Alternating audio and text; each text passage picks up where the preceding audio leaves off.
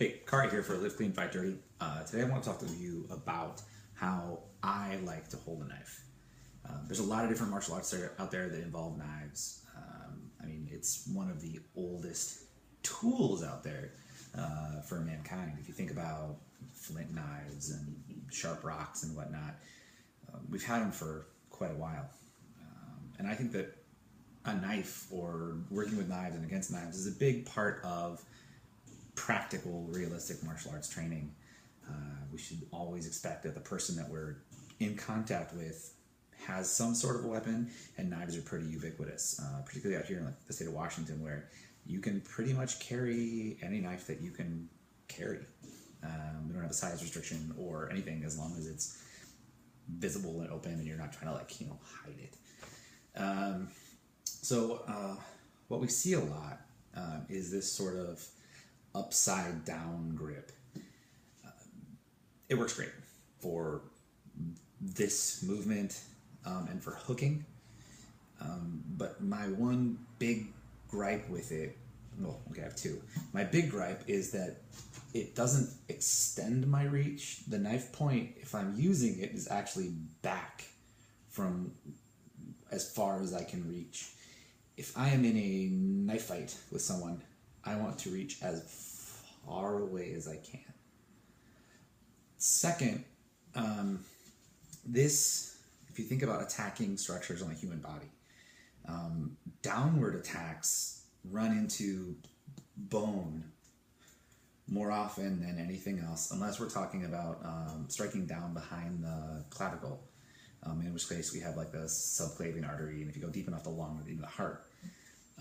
This grip was made popular in Western culture when people carried really long daggers, which were specifically designed to stab into the heart behind the clavicle. This is the size of knife that people carry typically on them on a day-to-day basis. You'll notice that it's not going to reach. So for that reason, I want something that is going to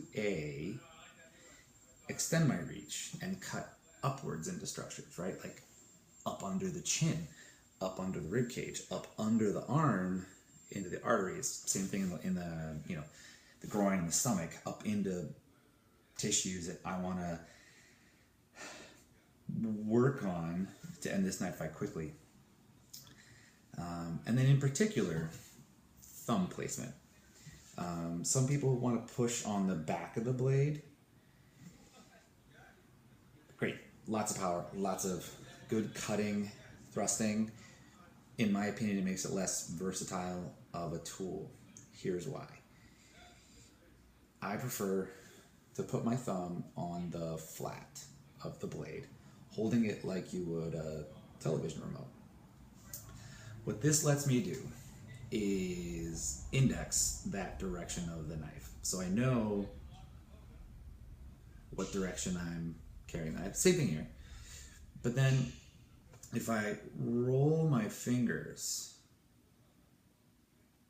I can create this scraping movement towards my body. When I apply that scrape or that shave to tissue, I can put that tissue under tension. I can also get into a joint, right, or behind a protrusion like the base of the thumb and really dig in there. Why would I want to do that? The answer is if I want to not kill somebody with a knife.